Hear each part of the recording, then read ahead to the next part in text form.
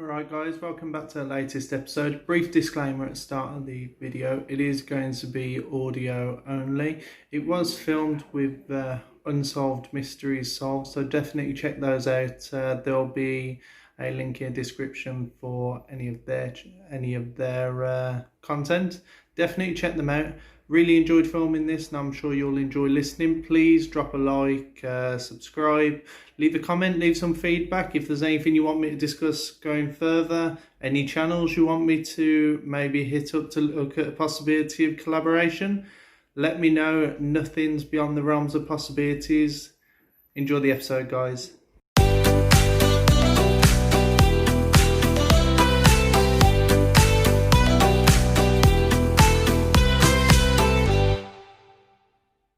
Was the infamous Spring-Heeled Jack a product of mass hysteria?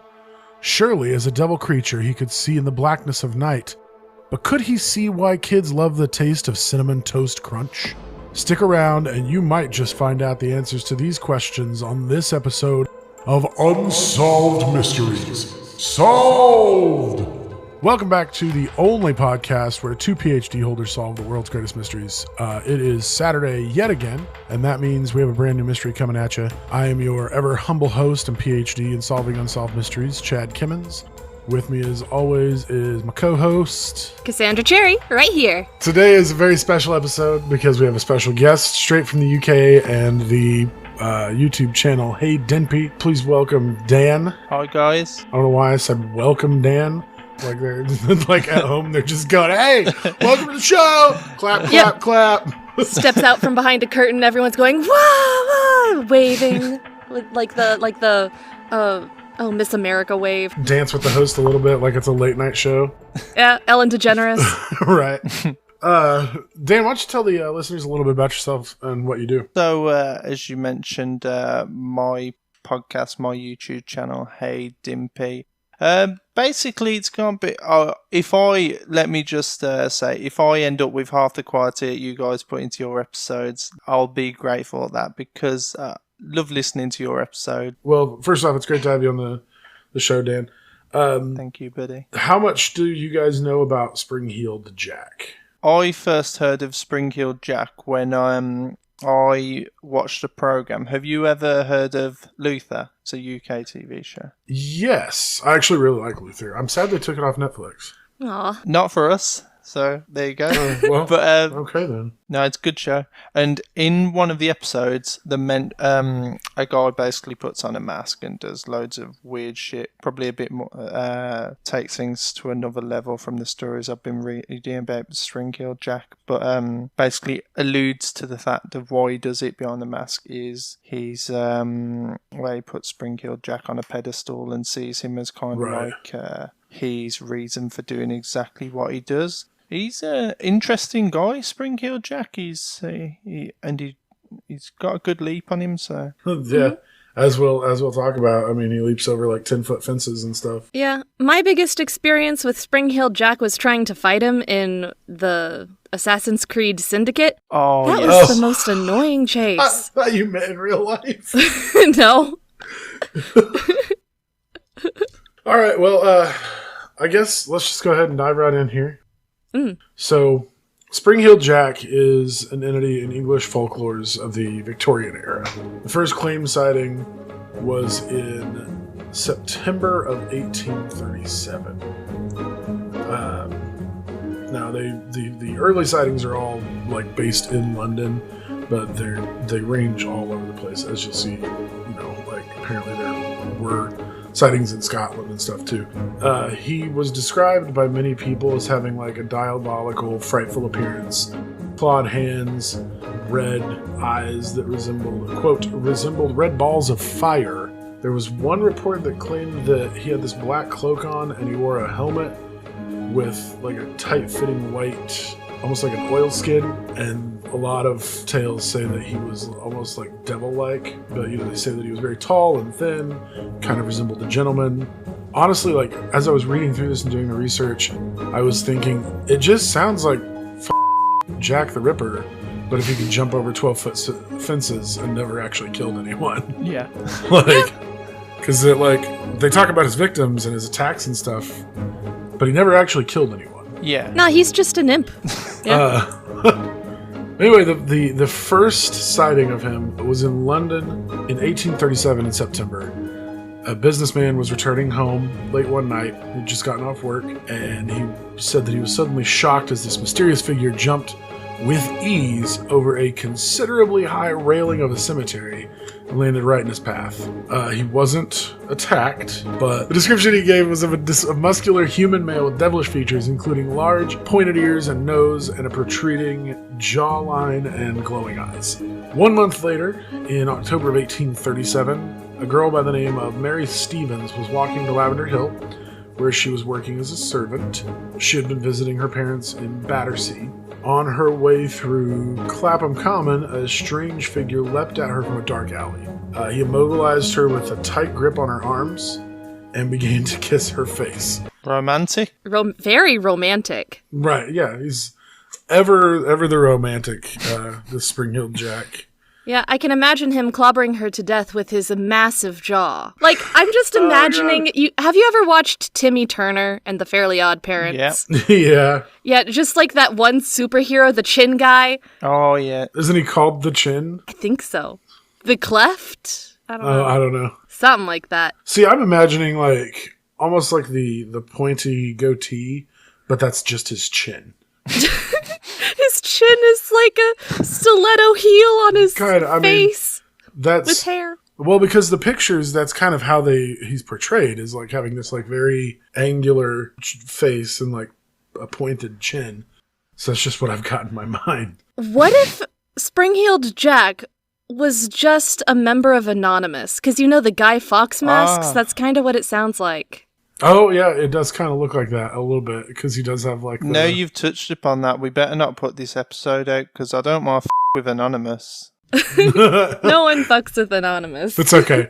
We're not fucking with him. We're just mentioning. Can we add a them. disclaimer that whatever you do? We just mentioned it. We're just giving you airtime, really. That's we have no problem with Anonymous. Great people. Keep doing what you're doing, I guess. Expect us. Oh God, where were we? He was being very romantic with this lady. Oh yeah, he was kissing her face. That's right. Yeah, with his chin. Then he ripped her clothes, and this is straight from Wikipedia, and touched her flesh with his claws, which were, according to her, cold and clammy as if he were a corpse. it's not specific when it just says flesh. Where did he touch her? Her head, her toe. I don't know. Show us on the doll where he touched you. Yeah. Right? It just says that he ripped her clothes and touched her flesh. They're being very polite about it. Now, obviously, Miss Stevens was very panicked, and she screamed, and he quickly fled the scene. And all of the commotion brought several residents who meet out of their homes who immediately launched a search for the guy, but they couldn't find him.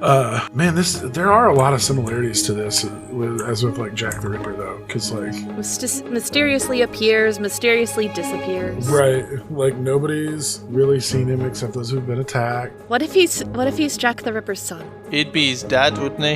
Yeah, Yeah. because Jack the Ripper was 1888. Oh, later? yeah in the Okay. 80s, the 1880s. It was in the 1980s. So the next day, this leaping character is said to have chosen a different victim near Mary Stevens' home. He jumped in the way of this passing carriage, and the coachman lost control, crashed, severely injured himself. And several witnesses claimed that he escaped by jumping over a 9-foot, or for our guest, 2.7 meter high wall while cackling with a high-pitched ringing laughter. Like, gradually the news of this guy just started to spread around, and they gave him the name Spring-Heeled Jack. Can I ask I don't think it's offensive, but I have a question. It's already offensive, isn't it? If you have to preface it, it's already offensive. Why what is it with the name Jack in the UK? Like the Union Jack, Jack the Ripper, Spring-Heeled Jack, like I was just thinking that when you mentioned the connection to Jack the Ripper. I don't know, maybe you just cursed if you called Jack. I have no idea. Yeah, it's like being called Karen nowadays. Yeah.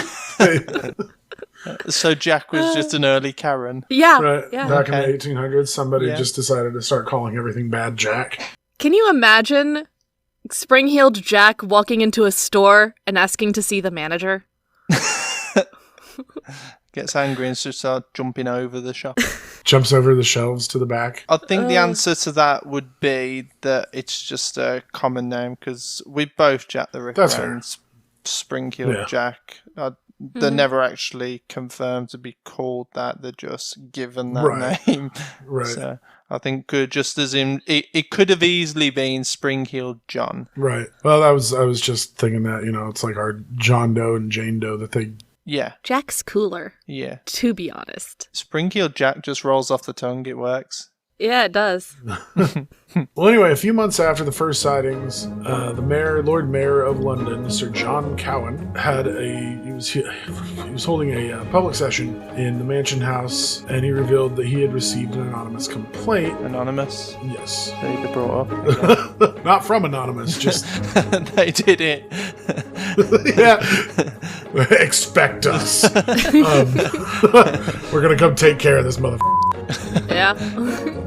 But he had received this anonymous complaint several days earlier, and he had withheld it, hoping to get further information before he had to reveal, what was going on. And it read as follows. It appears that some individuals have laid a wager with a mischievous and foolhardy companion that he durst not take upon himself the task of visiting many of the villages near London in 3 different disguises, a ghost, a bear, and a devil. And moreover, that he will not enter a gentleman's gardens for the purpose of alarming the inmates of the house. The wager has, however, been accepted, and the unmanly villain has succeeded in depriving 7 ladies of their senses, 2 of whom are not likely to recover, but to become burdens to their families. At one house, the man rang the bell, and on the servant coming to open the door, this worse-than-brute stood a no less dreadful figure than a spectre clad most perfectly. The consequence was that the poor girl immediately swooned, and has never from that moment been in her senses. The affair has now been going on for some time, and strange to say, the papers are still silent on the subject. The writer has reason to believe that they have the whole history at their finger ends, but through interested motives are induced to remain silent. So, what I'm getting from this is a lot of sexism. Yeah, a lot of rape, too. Poor woman, she saw a creature that she couldn't comprehend, and she's just out of her mind. Her feeble woman mind just couldn't handle it. Oh dear, she's going to need to go for the doctor for hysterics. We've not even thought of the possibility of maybe he's just really ugly. Yeah. It's like, man, if you saw that guy's face, you'd be hysterical Yeah. too. But, what I'm getting from this is that the writer of this is saying that someone decided to, there was a bet, and someone bet them that they wouldn't do these things, and they were like, all right, f*** you, I'm doing it. And, We've all been there. Yeah. right. College. And, it's just a really interesting letter. I just love the consequence was the poor girl immediately swooned and has never from that moment been in her senses. Oh, I mean, that would be, frightening. You just open your door, you think it's the milkman. Psych! It's Spring-heeled Jack with the devil's face and, claws for hands. Right? Yeah, like Edward Scissorhands, but with, Not Johnny Depp at your door. yeah.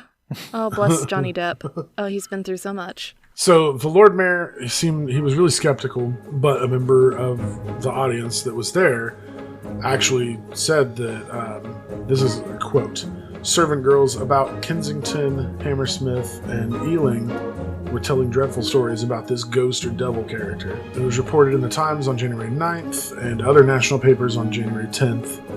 And then on the day after that, the Lord Mayor showed a crowded gathering, a pile of letters from various places in and around London complaining of similar, quote, wicked pranks. And apparently he was getting just an absurd amount of letters. They were saying that a lot of the sightings, there would be 3 or 4 a day in parts of the town where it would be almost impossible for him to have gotten from one place to the other in time. And one writer said that several young women in Hammersmith had been frightened into, quote, dangerous fits, and some, quote, severely wounded by a sort of claws that the miscreant wore on his hands. There again, the sexism. Dangerous fits.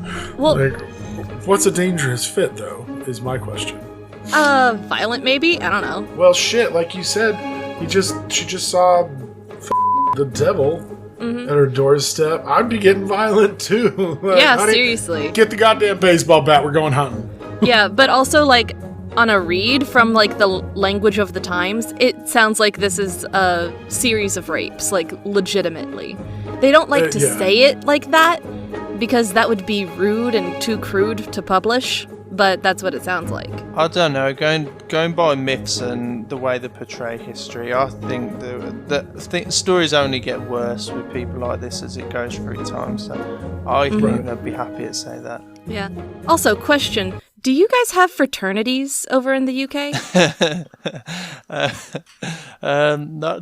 Not really. No, we don't have Okay. fraternities. No. Because if this was in the US, I'd be like, okay, so this is a fraternity who all decided to get the same costume and to just run amok. Right. Do you know what I've just thought? Sorry, just to interrupt. I've just thought of an No, you're episode good. for my channel. That's we'll definitely do a UK and a UK versus US. You'll win on the fraternities front, though. Are they actually as cool as them seem in the movies? Mm-hmm. Oh Yeah. that's awful. Oh, I'm so annoyed. They can You're be. good. There's the city that I live in. They actually had to a couple of years ago shut down all the fraternities because there was so much rape and date rape and Oh, sexual shit. assaults, and Yeah. It's Spring Hill Jack. It is Spring Hill Jack. it was specifically these two fraternities, but it was happening so much at those two that they just shut down all the fraternities and sororities. And Dang. I think they Hell. just last year, I think they finally allowed the fraternities and sororities to start back up on the condition that if any of this happened ever again, everybody in the fraternity that it happened at would be expelled permanently, even if they were not a part of it. Like, What's the idea of the fraternity? Because I get it from a student point of view. I 100% get why they would want to do that. I'll be confused. I'm more confused better people wouldn't want to do that. But from a college point of view, they originally started as a way to network, like back in the I want to say like the early 1900s, maybe. Mm-hmm. Like, because if you were a part of, and it still does to this day, hold some sway, but if you were a part of, like the biggest fraternity in the nation, that would open doors for you. yeah. Like, People in high places who were brothers in the fraternity will look and see that you're a brother and be like, oh, you're part of the same cult? Fantastic. Isn't that how colleges should work anyway, though? It's a little bit different because it's more than the college, because fraternities and sororities span across multiple colleges across the US. They have different chapters in different colleges. So even if you went to, say, MSU, if you were part of like Phi Beta Kappa and you met a person who was Phi Beta Kappa but from CSU, then you'd be like, oh, sister or brother. I don't know if that's a fraternity or a sorority. I just spat letters. Is there a lot of animosity between fraternities? not really. No, I mean, Depends. Oh, because I thought there'd be like a rivalry that could maybe. some places, like, they'll play pranks on each other and stuff. And Oh, yeah. sometimes it can get out of hand. Oh, yeah. It'll depend on the college and the chapters involved. Okay. For the most part, I don't really think that there's like a, F you, you're in the wrong fraternity type of thing, Nah, but they definitely have a, oh, you're a tridelt? sort of thing. Oh, okay. And then there's the joke that everybody always uses, the Kappa Kappa Kappas. Yeah, that's real bad. Don't want to use that one. So the Lord Mayor, he had two different thoughts on this. He thought that the most outlandish stories had been made up, but he also thought that it was quite possible that, quote, that the ghost performs the feats of a devil upon earth, which I don't know what that even means. I don't know if he's saying like, hey, it's a ghost, or if he's just calling the person a ghost. But on the other hand, someone he trusted had told him of a servant girl at Forest Hill who had been scared into fits by a figure in a bear's skin, and he was confident that the person or persons involved in this would be caught and punished, and the police were instructed to search for the person that was responsible, and rewards were offered. A bear skin. Yeah, So you just like caught a bear, skinned it, and wore it to like freak out this girl? I guess. I I mean, bet they were neighbors. I don't know. I don't know, I'm just imagining this one just sort of asshole just being like, oh yeah, this'll scare Karen. Serves her right for, like, reporting me to the manager. I just want to point out that it doesn't say that her name was Karen. Probably was, though. Probably was. Yeah. Like Jack. I hear that, like, 50% of girls on the earth are named Karen now. Yeah. That's just facts. It's true, I'm verifying it. You can't argue. There was a peculiar report from the Brighton Gazette, appeared in the paper on April 14th, 1838, in the Times, and it said that, like, this gardener in Rose Hill, Sussex, had been terrified by a creature of unknown nature. And the Times wrote that Spring-Heeled Jack has, it seems, found his way to the Sussex coast. Even though the report bore little resemblance to other accounts of Jack. The incident occurred on the 13th of April when this shape or figure appeared to the gardener. He said it looked like a bear or some other four-footed animal, and my, like, reading this, my thing is, like, so he saw a bear. Yeah. And, like, I don't know how, are bears common in the UK? To my knowledge, we don't have bears in the UK. No bears? No. At all? No bears. Oh. Okay. Well, if there's Okay. no bears in the UK, then yeah, this would be a little weird. Yeah, But the it's- fact that there's, like... You're saying things like this, and I'm like, there's no bears here. There's no bear. No. Might seem strange. There's no bears. No. Just gonna have to paddle boat over to Norway to get a bear. All I'm trying to say is, if you're trying to fit in the UK, don't dress up as a bear. 'Cause there's none around. Gosh. Either way, I mean, if bears are not a commonplace, animal over there, then yeah, this would be a little suspect. But still, the fact that they're like, "Oh, you saw a bear? You said it looked like it must have been Spring-Heeled Jack. Had to have been. And the guy's just like, no, it was just a bear. I'm just telling you because, like, we need to take care of this. I don't know where it came from." And they're like, "No, it's definitely." Did it escape a zoo? That's the only place you'll see a bear, by the way. I'm just confirming for you now. The only place you'll see a bear is in the zoo. That's Wow. it. Oh, in the zoo. I thought you were saying in Sussex. In Sussex. That's the only place where bears well, are then there native. are bears in the UK, but they're in the Sussex. Yeah, they're in zoos and they're all looked after. Do these when you name these places, do they mean anything to you when you say like Sussex or? I might have seen them in a show. Okay. I have a vague understanding of like the Geography? UK geography. To be fair though, I didn't believe that New York or San Francisco were real places until I was God. like 12 because I'd only ever seen them on TV. That's understandable because, well, Yeah, so that's the same way for everywhere else in the world. Yeah. My vague understanding of British geography is about the same as if, like, I don't know, if you were to take somebody from, just an average person from the UK and say, here's a map of the United States, put the states in the right place. They might be Yeah. able to get all the states right, but they probably wouldn't be in the right spots. I think you're overestimating people from the UK. I really think you do. I think that probably there's often a game where people just try to attempt to name as many states as they can. I'm telling you now that I think that majority of people could. We actually played a couple of weeks ago when I was at work. You Nice. could probably get. I think we wrote down about 20. So if we're guessing where they are, I think we would really, really struggle. Right. Get confused between Arkansas and Arkansas. I know about Arkansas for one reason, for the Clintons. Mm-hmm. Yeah, That's they. it. I don't know about Hillary. No, Hillary's from New York, but Bill is from Arkansas, And- from Little Rock, I think. I always thought she was from Arkansas. Words, Kansas. Maybe. Jeez, now I'm confused. No, that's right. She was a senator from New York, but that's because they lived in New York at the time. Tangents.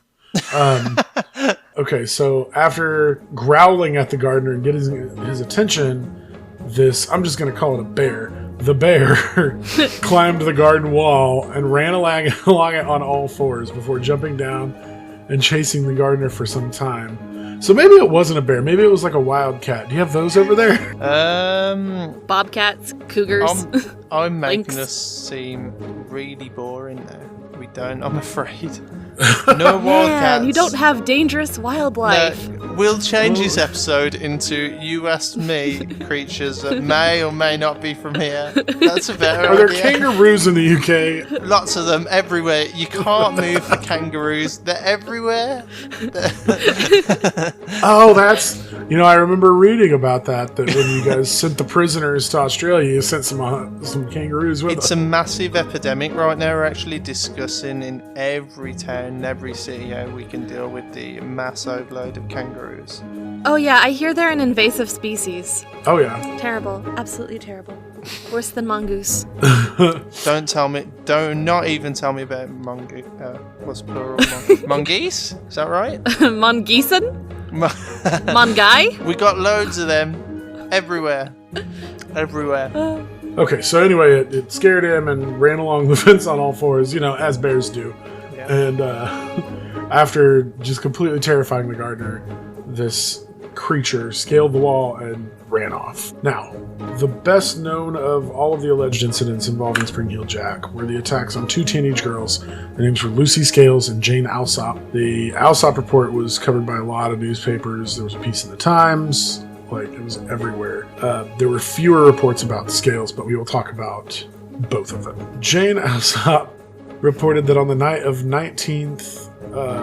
February 19th, 1838, she answered the door of her father's house and to a man claiming to be a police officer, and he told her to bring a light, claiming that they had caught Spring Heel Jack on that street. So she brought a candle and noticed that he was wearing a large cloak, and the moment she handed him the candle, he threw off the cloak and, quote, presented a most hideous and frightful appearance, vomiting blue and white flame from his mouth, while his eyes resembled red balls of fire.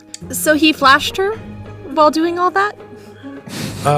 It doesn't say. That's what I was imagining. I think that's just you. I didn't imagine that at all. You realize that people typically wear cloaks over their normal clothes, right, Cassandra? Yeah, we don't. Even me, I often wear a jumper or a jacket, and to people's surprise, I wear a t-shirt as well. It's not unusual. It must be so cold. Where I'm at right now, it's 98 degrees. That sounds. I don't have them all on at so once. cold. And what you've got to remember is, it's 9 o'clock at night here now. Oh wow. Yeah. What gets me is the blue and white flame from his mouth, and all I can think is maybe this was a circus performer and he's just spitting flame, like a flamethrower person, or a flame. You know what I'm talking about? Yeah. The more I thought about this, the more I thought that this is going to be clearly that even the first time I ever heard of Spring Heel Jack, I was kind of like, this is just going to be someone who's running around doing silly little pranks. And then I read about the fire. I was like, okay, maybe this isn't as straightforward as I thought. Right. Yeah, Because the average person, you can't do that. Again, that's True. Even in the UK, again, we can't do that. We can't do that Even at in all. the UK. Yeah, even in I the know. UK. There's a few bears that can do it, but other than that, no. Oh my god. We know that you Yanks believe that we all spit fire and we're 12 feet tall, but let me tell you, that's not the case. So you Yeah. read my mind. I want to spit blue flames. Those are hot. Think about it, though. He might have been some kind of circus performer or whatever because he had her bring him a candle first. Maybe I didn't even think of that. Is That's he guzzling gasoline? it doesn't have to be gasoline. You can do it with just high proof alcohol. I've seen it done. Vodka. It's got to be higher proof than that, Everclear. I feel like type she's stuff. just naming alcohol that she's interested in. It's just like vodka. Yeah, that's just Oh, random. It's a coincidence Yeah. it fell in with a line with a story. Right. Plum wine. Putting that out there. I didn't know I could do it. I just randomly just came out. Just randomly burped and there was flame. Yeah. Oh my god, the Americans were right. We do spit fire. Anyway, Miss Alsop reported that he wore a large helmet and that his clothing... It's every time they mention a helmet, I just think of Evel Knievel for some reason. I'm imagining a bicycle helmet, being so referred to it actually as a helmet. Right. And I don't know. But she reported that he was wearing a large helmet and that his clothing was very tight-fitting and resembled, again, a white oilskin. And he didn't say anything, but he grabbed her and started tearing her gown off with his claws, which she was certain were, quote, of some metallic substance. She screamed for help and managed to get away from him and ran towards the house. And he caught her on the steps and tore her neck and arms with his claws. And she was rescued by one of her sisters, after which the figure, Jack, whatever, ran away. Yeah, that's spooky. I'd be violently hysterical. Yeah. I'd go insane like everyone else did. Oh, Shit, yeah. man, Put us in the sanitarium. I remember walking down a dark alley downtown here in this city after coming out of a bar once. A homeless guy asked me for change and it scared the shit out of me. Just because it didn't know he was there. So imagine being like attacked in your own home. So then 9 days later, on February 28th, 18-year-old Lucy Scales and her sister were coming home after visiting their brother. Lucy stated in her deposition to the police that as she and her sister were going down Green Dragon Alley, they saw a person standing in an angle of the passageway. And she was walking in front of her sister at the time. Just as she came up to the person, he spurted a quantity of blue flame in her face, which deprived her of sight and alarmed her so much that she instantly dropped to the ground and was seized with violent fits, which continued for several hours. Fair. The bit that we glossed over then, did you say Green Dragon Alley? Yes. Who did that? Who called it that? You're I don't asking know. for trouble, I'm sorry. I have no idea.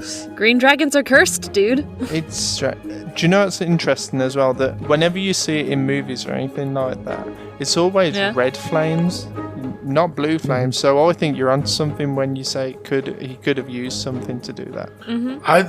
That seems like the most, completely disregarding anything paranormal. Because we try to stay away from paranormal on this podcast. That's like the only explanation, really. Assuming that it's true. You said metallic as well when referring to his claws, so that would that would also imply that it is some kind of metal, so it's rather man-made rather than actually being a claw. Right. Well, and So I forgot to mention this earlier. What I'm imagining is like, I'm going to say a thing, and you guys are probably going to be like, you're dumb. No, we've never done that. But like, you remember like as a kid, how you would put like butter knives or whatever between your fingers and pretend you were Wolverine? No. See, I told you guys wouldn't be able to. for once, the kid from the UK gets it. I understand.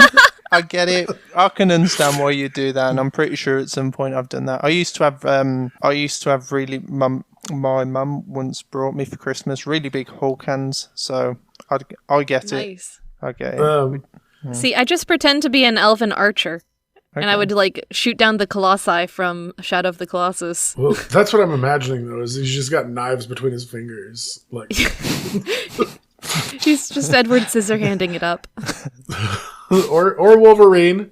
Yeah. Or Wolverine. Her brother, Lucy's brother, when he was questioned, said that he had heard the screams of one of his sisters, and moments after they had left his house. And when he got to Green Dragon Alley, he found his sister Lucy on the ground in a fit. It's so close to Diagon Alley. Yeah. Next door. And then Hagrid came out. And, Yeah. Yeah. You're a wizard, Lucy. God. And Lucy Scales. That doesn't seem like a real name. Apologies to any of the Scales family out there. But I've not heard of Scales as a surname before. There's a very small chance that Lucy Scales' descendants are listening to this podcast. Yeah. But if they are, we apologize for making fun of There's your name. also a chance then that Spring-Heeled Jack's descendants are listening, so we got to be fair on both sides. That's true, yeah. Yeah. You were about to say something? Oh, I was just imagining that Lucy Scales, Green Dragon Alley, Oh, yeah. polymorphed dragon. Suspicious there. She's just an immortal. Yeah. But yeah, so he when he got there, he found Lucy on the ground, and her sister was attempting to support her. She was taken home, and then he learned from his other sister what had happened, and she described the assailant as being tall, thin, and of gentlemanly appearance, covered in a large cloak, carrying a small lamp or bullseye lantern similar to those used by the police. So he's got a flame. He could be spitting fire. Yeah. Just saying. Dropping the next rap track. Um, The new year. Innovator. God damn it. Yeah. He didn't speak or try Gonna to get the Mercury Award. the Mercury Award. I don't know if I can say words right. But yeah, Mercury Award. That's like a prestigious award in the UK, yeah? Yeah. You got it. Oh, See? okay. See? I know culture. I didn't know that. Look, all I know is that your biggest export is Benedict Cumberbatch. I'm a big fanboy, so I love Benedict Cumberbatch. And you're forgetting Martin Freeman. He's right up there with them. I also love Cumberbund. Martin Freeman, Idris Elba is another. Again, Martin Freeman, big fan of his.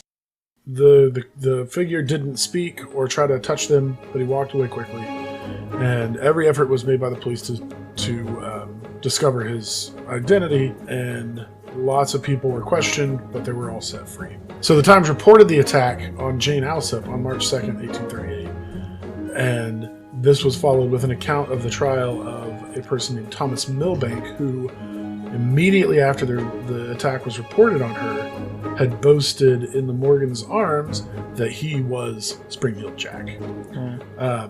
Which I don't know why you would boast about something like that. Like, you know you're going to get in trouble. Yeah.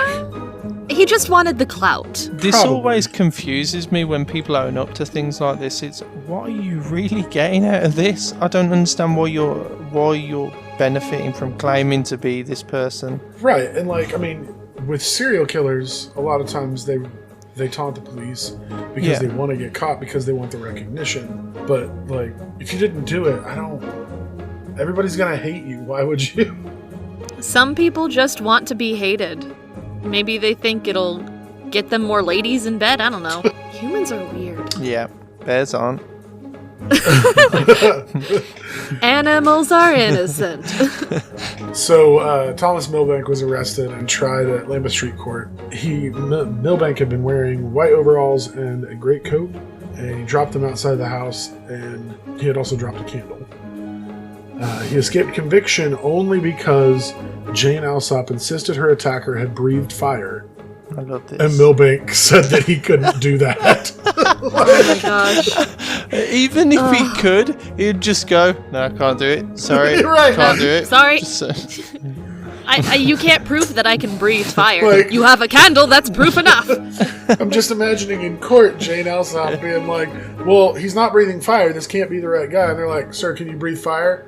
No, I can't do that. And they're just like, all right, you're free to go. in fairness to Jane, if someone ran up to me breathing fire, that's probably the one thing that I'd remember about them too. True. Yeah.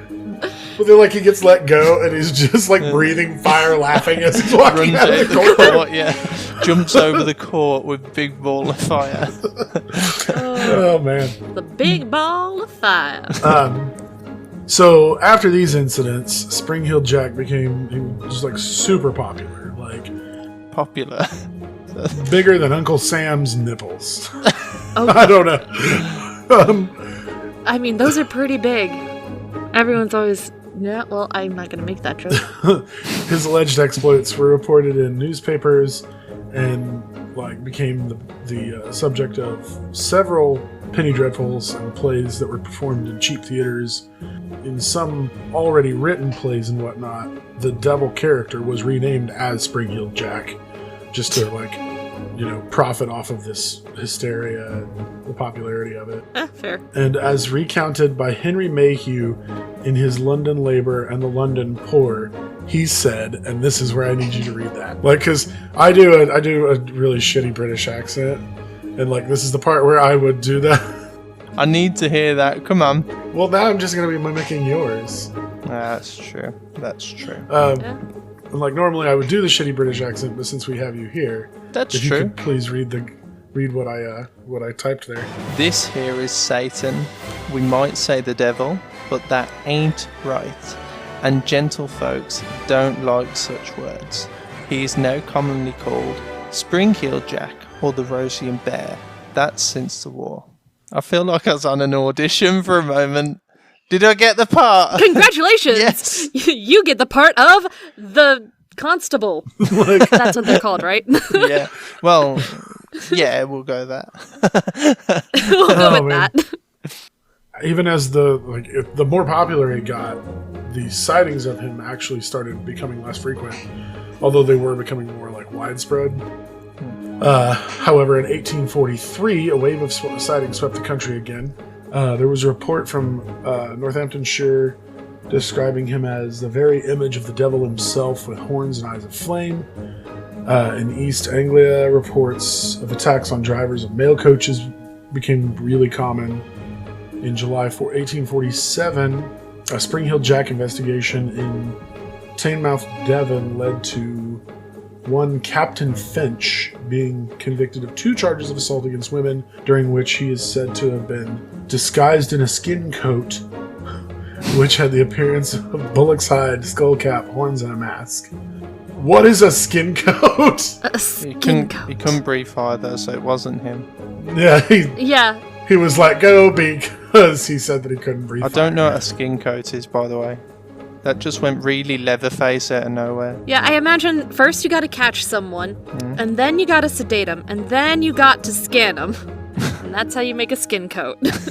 So in the beginning of the 1870s, Spring Hill Jack was reported again in several places, all very distant from each other. In November 1872, the News of the World reported that Peckham was, quote, in a state of commotion owing to what is known as the Peckham Ghost. A mysterious, which is a mysterious figure, quite alarming in appearance. But see, I mean, I feel like quite alarming in appearance could be anything. I mean, He could be a bear. it could be a Yes. bear. That's pretty alarming considering there's no bears in the UK, apparently. That would be very alarming. Yeah, he could be Guy Fawkes. I just imagine that, like, when we get done here, you're gonna walk outside and there'll just be a bear sitting outside. Ah, shit, I was wrong. Anonymous have sent me a bear. Yeah. Good luck taming this. We're laughing, but I'm constantly checking out my window now. I'm really scared. Oh, I man. don't think they can hear into like this little podcast. Not yet, anyway. The editorial pointed out that it had to be Spring Hill Jack. Similar stories were published in the Illustrated Police News. And then in May of 1873, Illustrated Police News reported that there were a bunch of sightings in Sheffield of the, quote, park ghost, which locals also claimed to identify as Spring Hill Jack. I can add something to you there. Sheffield, my geography's really coming into it's really showing now. Sheffield's like really, really north. So these two, we're talking opposite ends of the countries now. That's how widespread Right. this Oh, wow. is. Literally the opposite end. Yeah. Well, like in the beginning, like I said, there were sightings eventually as far as like Scotland. Yeah. So this was reported, or this was followed by more reported sightings until in August 1877, Jeez. one of the most notable reports about Spring Hill Jack came from a group of soldiers in Aldershot's barracks, and this is like the story goes as follows. He invaded the barracks. Apparently. The story goes as follows. There was a sentry on duty at the North Camp, and he was peering into the darkness. His attention was attracted by a peculiar figure advancing towards him. The soldier issued a challenge, which went unheeded, and the figure came up beside him and delivered several slaps to his face. That's the most British thing ever. He challenged him to a duel with the bear. Oh gosh, yeah. The guard shot at him, had no visible effect, and some sources claim that the soldier may have fired blanks at him. Others said that he just missed or he was firing warning shots, and then the strange figure disappeared into the surrounding darkness with, quote, astonishing bounds. But yeah, the slaps to the face is the part that sticks out the most. I think it's literally just like his bunkmates deciding to play a prank on him. Like, that's something that, like, my brother would do. Do you guys get South Park over there? Yep. Oh, Have you South seen Park. the High School Musical parody one with the No. kid that wants to be in theater, but his dad wants him to play basketball? And No. his dad's very effeminate. Okay, well, so his dad's very effeminate, Yeah. and like he's obviously gay, and like his dad wants him to play, or no, he wants to play basketball, but his dad's like, no, you're going to be in musicals. It's the opposite, is what it is. And like This slaps to the face reminds me of a bit in that episode where like he's always threatening to slap people because he's like, I swear to God, I'll slap the shit right out of you. I'll just slap you right in your face if you don't believe me. Just test me. I'll do it. I'll slap you. And that's what this is just like. He just walks out. He's like, I'm gonna slap the shit out of you. Slap, slap, slap, slap, slap. And he just runs off. Oh gosh, that's like a Jordan Peele bit. Yeah, Jordan Peele bit. I can't word. I can't word.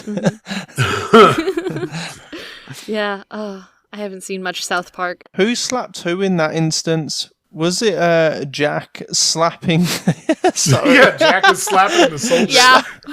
Did he not feel the claws? This one doesn't say that he had claws. It just says that he issued a challenge. The challenge went unheeded, and then the figure came right up to him, slapped him several times. Another guard shot at him, and he ran off. Another guard shot. Oh, okay, that makes sense then. That makes more sense. Okay, so a different guard shot his blanks. Okay. Oh yeah, I guess I did say the guard. This says a guard shot at him. So. I thought that he was firing like warning shots and that. I don't know why you would do that if someone was close enough to slap you in the face, unless he had like Stretch Armstrong arms. I don't know why. Right, it's the same guard getting slapped, and he's like, instead of killing this person who's assaulting me, I'll just fire a couple warning shots. Stop it! I fired a warning shot. I fired a warning shot into him 10 times. He sounds like a guard that's just got a really bad aim, and he just kept missing. He just went, guys, that is a warning shot on it. He went to Stormtrooper Academy.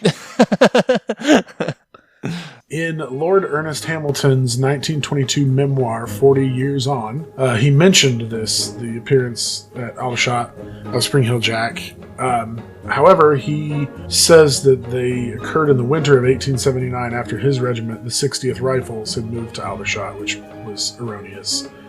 And that similar appearances had occurred when the regiment was barracked at Colchester in the winter of 1878. He added that the panic became so great at Aldershot that sentries were issued ammunition in order to shoot, quote, the night terror on sight.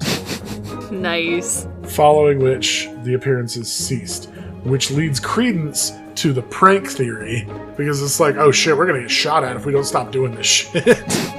Why was that the bit that stopped them, though? They'd already done quite a bit to that point. I mean, we've already alluded to the fact that he raped women. True. So he's got up to quite a bit at this point. So maybe, again, he's just scared of men, because this is the first... apart from that one instance we had with the gardener. This might have been a copycat, though. Yeah, that's true. That's true. Because it actually says that Hamilton thought that this was actually pranks carried out by one of his fellow officers, a Lieutenant Alfrey, which apparently there's no record of Alfrey being ever court-martialed for the offense, so apparently they couldn't prove it. Damn that Alfrey, he's such a cad. It does make sense, though, because he didn't really try to hurt any of the guards. He just was trying to scare them. And as soon as they said shoot him on sight, it stopped happening. If I was going to play a prank on someone, I think possibly the last place on earth I'd go to do it is army barracks. I mean, honestly, that's just asking for trouble. Yeah, it's Right. Pranking 101, you don't go to a place where you could get shot. Yeah. Then in autumn of 1877, Spring Hill Jack was reportedly seen at Newport Arch in Lincolnshire, wearing a sheepskin. What is with this dude? And again... We have sheep. We have sheep.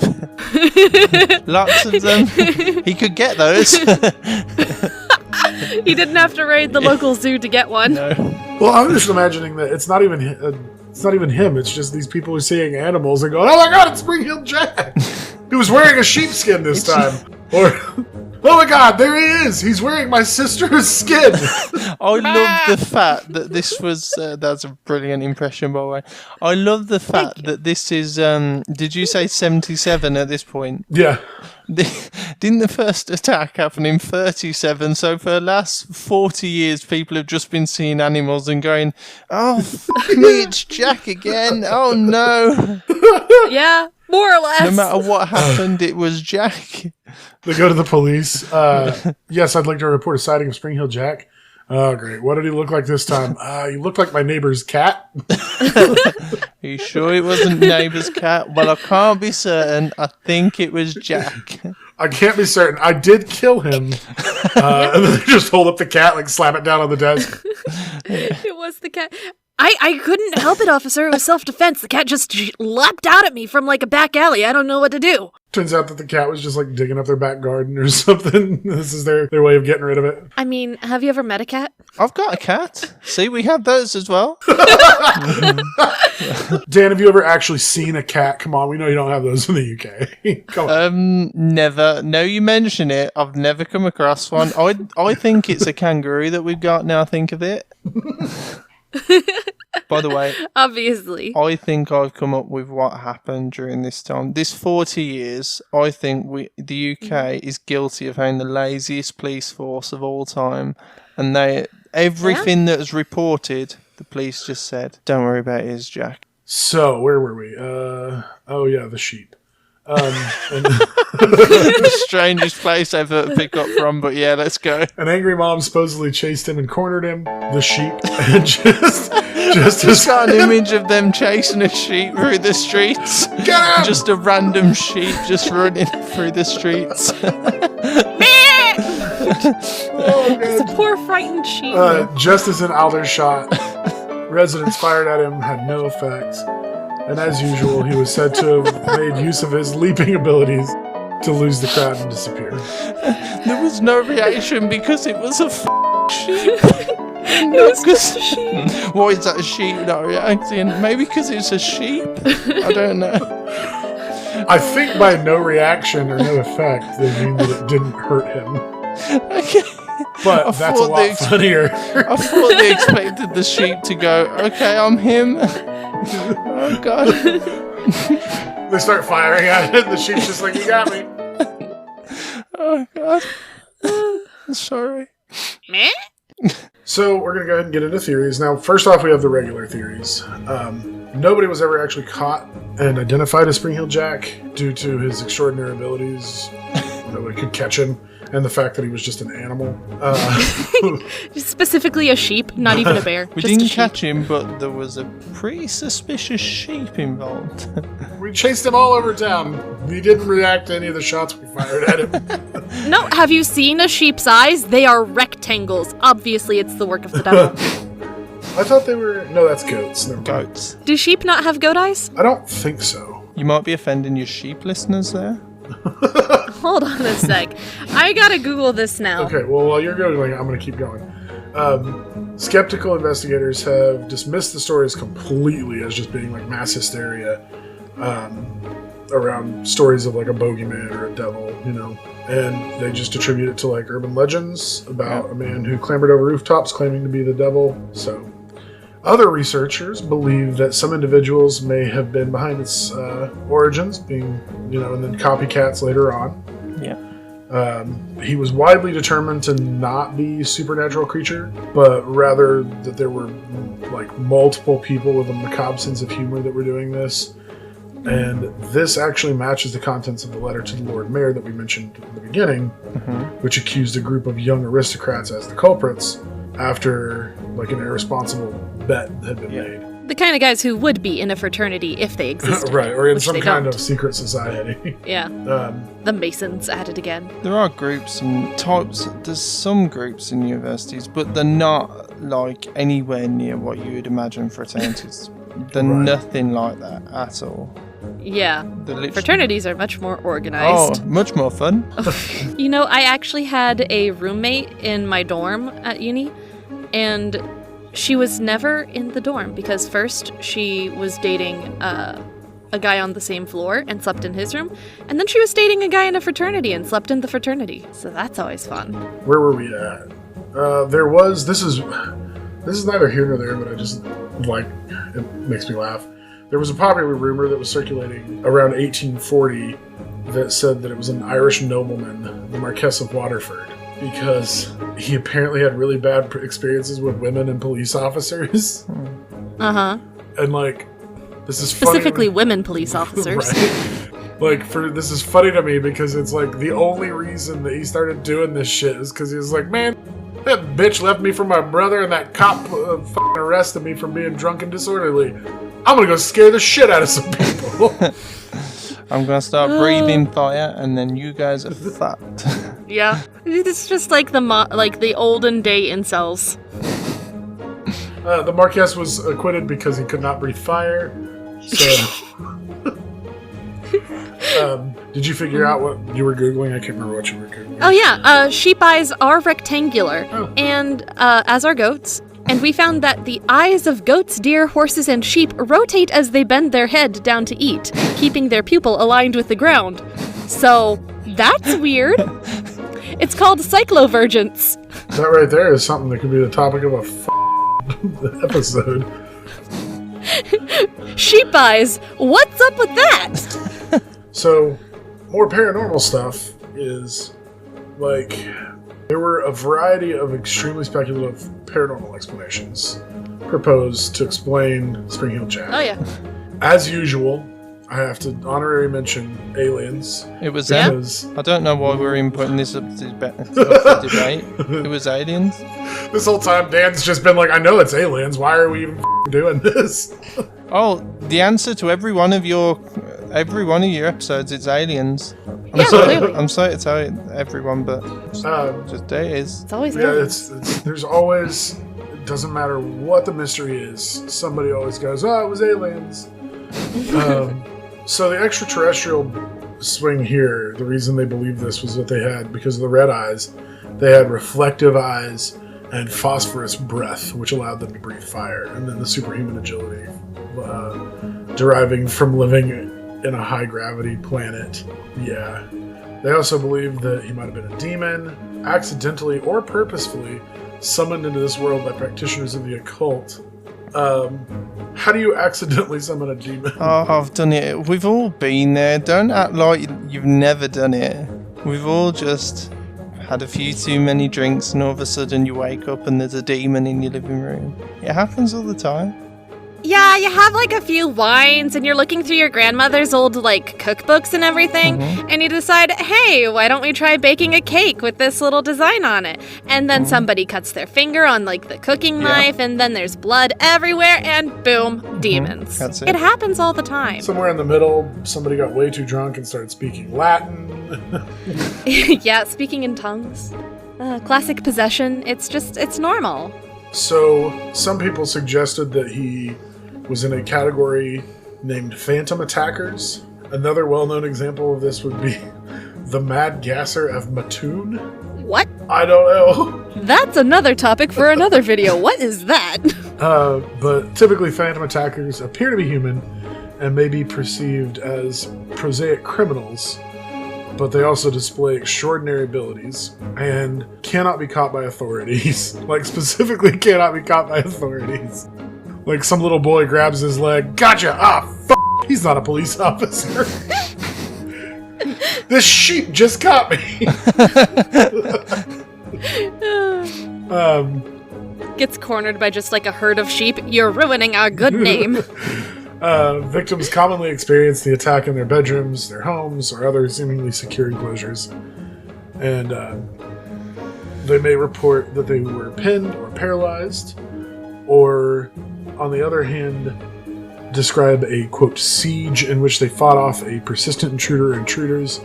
A lot of these can be explained psychologically, most notably like the old hag phenomenon, recorded in folklore and recognized by psychologists as like a hallucination.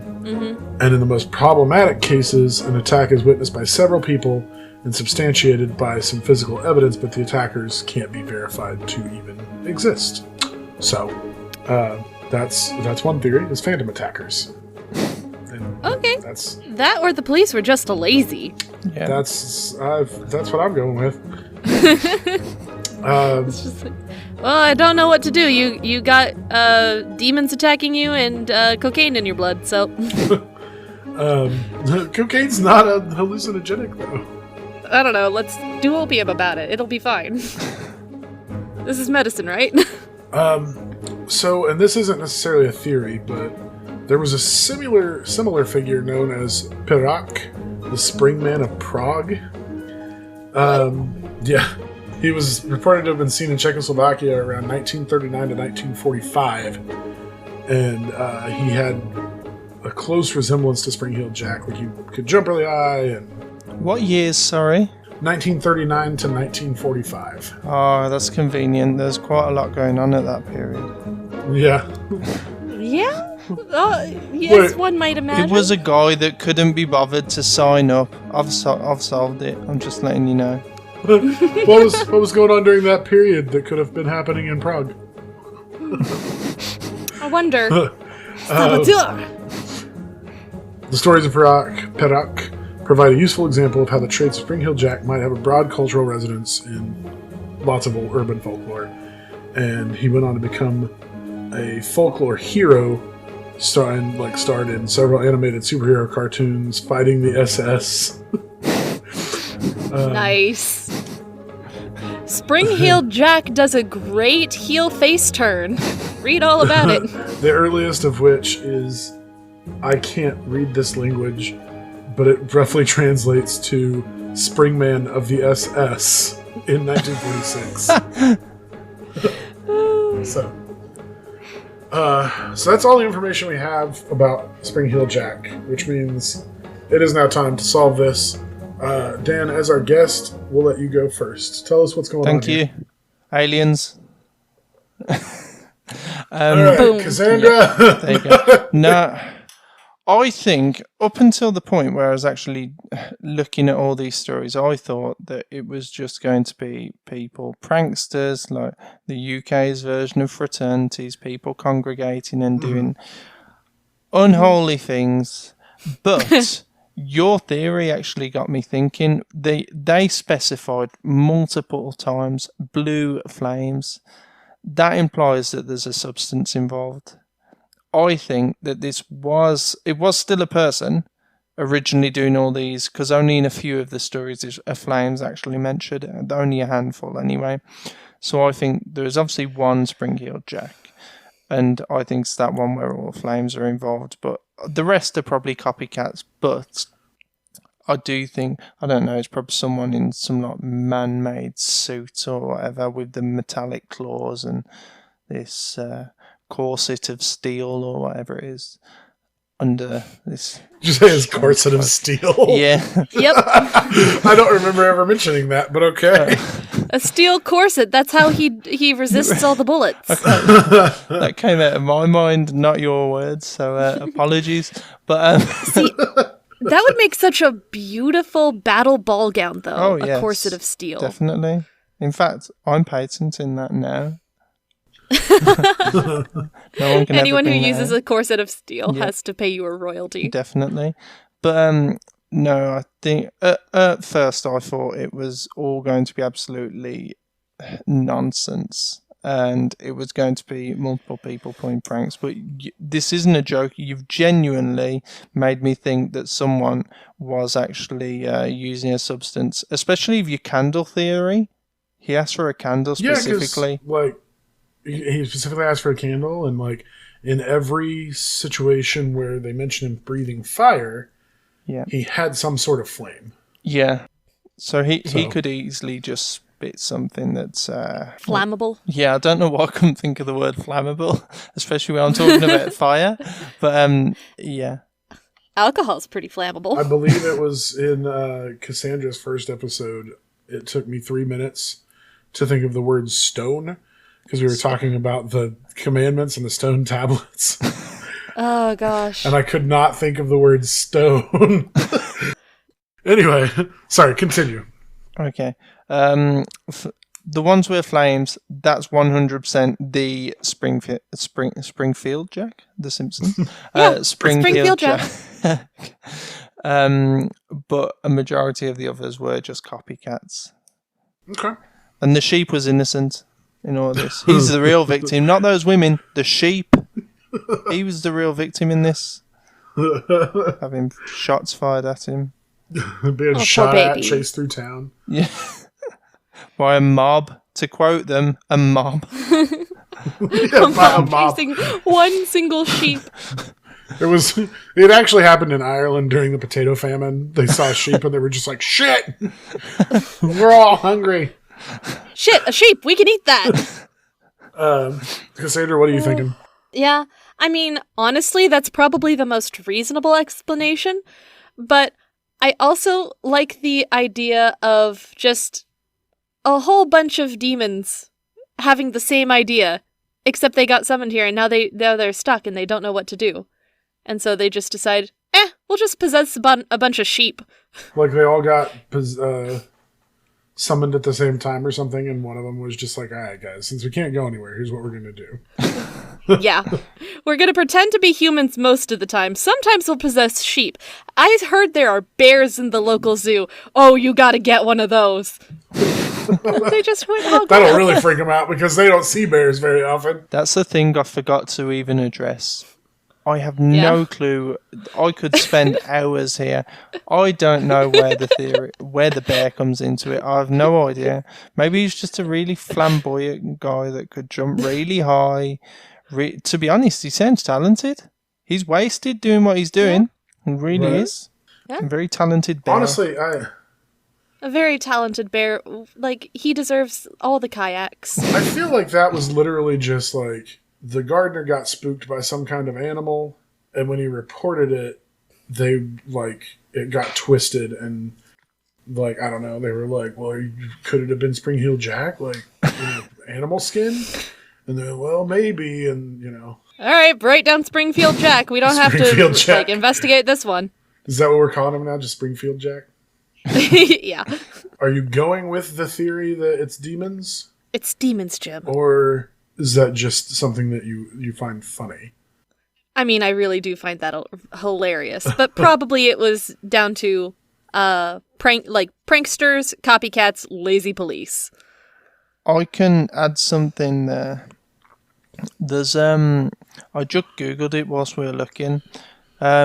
To say that I said bears are no longer here. I didn't say they've never been here. Bears were in the UK up until the Middle Ages. Now I know that's long before when Spring-Heeled Jack was around, but who knows? It just adds weight to the theory that maybe a bear was knocking around. Bears are extinct.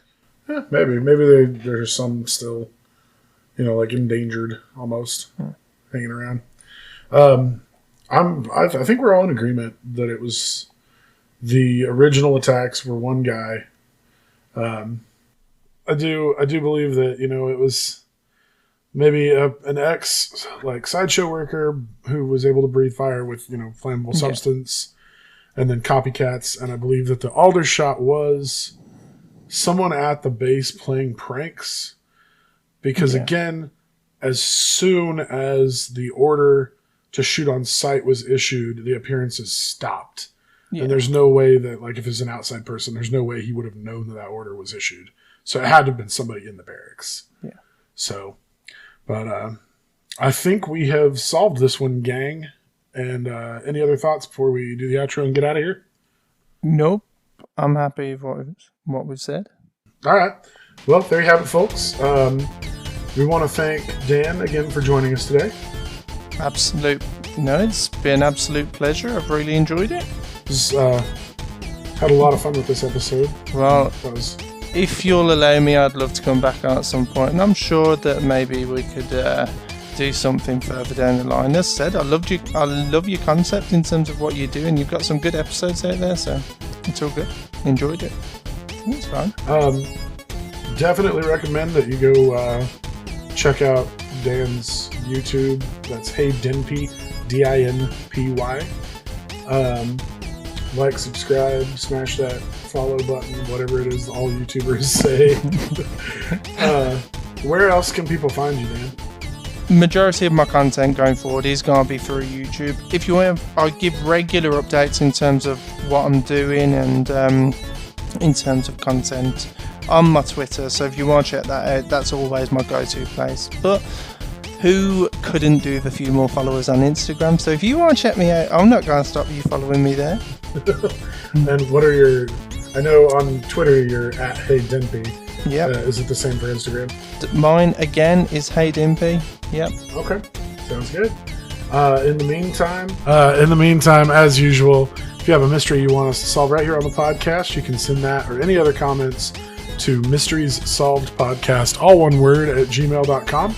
You can also reach us on Facebook at Unsolved Mysteries Solved, on Twitter at UMS_podcast, or on the brand new Facebook group or Discord server. And remember, guys, don't question us or you will be put down. Thanks again for listening, guys, and we'll catch you right back here next week with a brand new mystery. Bye, guys. Boy. Shut up, guys. This is why I don't do these things in person.